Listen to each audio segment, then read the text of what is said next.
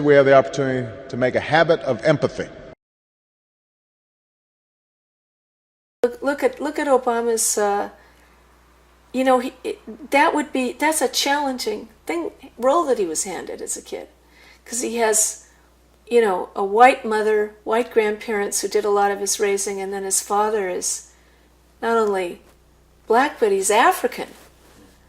So he's sort of stretched in so many different directions, and one of the solutions to that is empathy. Because he loves this guy that he didn't get enough of in his childhood is over there in Africa, and he loves his mother and his grandparents, and there's this racial tension in the society between those things, and how can you bridge that? One of the ways you can pull yourself together is through empathy. But in fact, if you really understand the nature of things, you understand that so more and more we're understanding that none of us are pure anything. There's no such thing as a pure white race. That's just nonsense. We're all mutts, as Obama said about himself. We're all have many, many, many different ancestors from different cultures and parts of the world. But if you really understand the nature of existence, that even if that weren't true in our DNA, it's true of our souls. We aren't ultimately separate. We just simply aren't. And so, as I said, this kid over there suffering in Oakland, I'm suffering that somehow.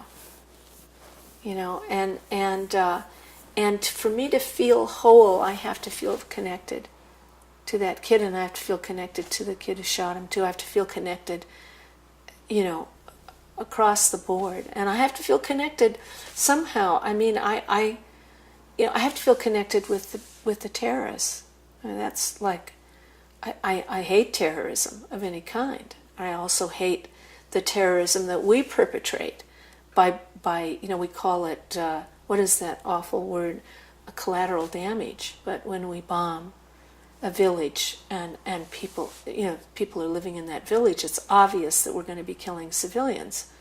So the second earliest piece comments by Obama that I found were actually referring to 9/11, and his critique was he couldn't understand how the terrorists could have so little empathy for others. So that was his critique. He says, as I look in their eyes, I could see their lack of empathy. Yes. Terrorism, I would say, that's wonderful. I love that quote. And I would say terrorism evolves out of a lack of empathy. Terrorism is a result of a lack of empathy. To me, it was perplexing to think of how these guys who trained for 9/11 lived here, and they lived among Americans, and then they could still do what they did. But that's what a lot of dogmas and ideologies and fundamentalisms do. That, I mean, look at people in America who are fundamentalists who are against abortion could go and shoot doctors and people who work in abortion clinics.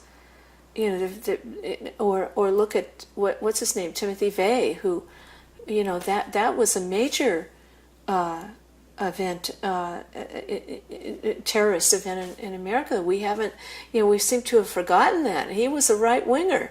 What fundamentalism does often is that it replaces the feelings of the heart with these sets of ideas that are disconnected, both from reality and from caring for other people. And so I just think that if you are in touch with the heart, and if you really follow the real path of the soul and the spirit, you can't be whole without empathy. Anywhere you cut off your empathy, you've lost your wholeness. Well, you mentioned Obama and having all these different relationships, Africa and Indonesia and so forth.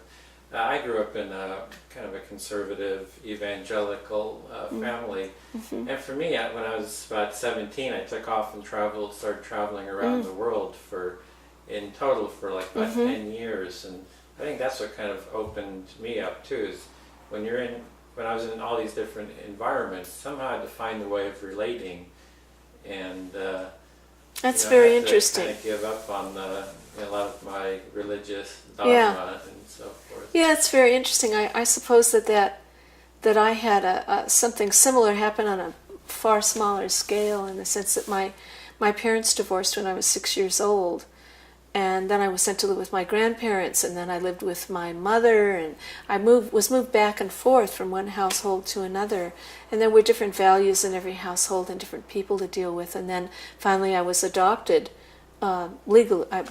A family that had been progressive family that were ex-communists who had been in the Communist Party and left in protest over what was happening in Eastern Europe, and they were Jewish, and they remained a family for me, have remained a family. So I had all these different, strands of my own background to pull together. But I have to say that I told this story to somebody recently. It was a very, very moving event for me. That the night after Obama was elected, I'm still crying from his election. Excuse me, but it still is just such a relief, such a joy that we have an African American president after growing up in such a racist country and living for so many years with this blight. And one of the blights for me was that my own grandfather was a racist. There was that sort of passive racism through all my family that existed in the 50s, 60s in America. But my sister and we belong to this new generation, and from the earliest that I can remember that I had any political debates, we argued with everybody in my birth family about racism, and we were the first people who didn't, who questioned racism and argued against it.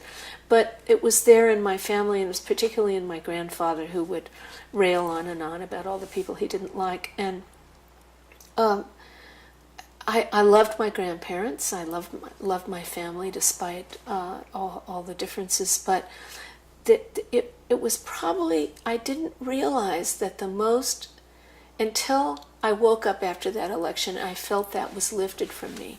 And I felt that the most serious thing dividing me from my love for my grandfather was his racism. And that now that was over, and I could embrace my own grandfather more fully. And I never rejected him in his lifetime, or was ever, I never said, I'm not going to talk to you because you're a racist. I just part of my being had to be cut off from him.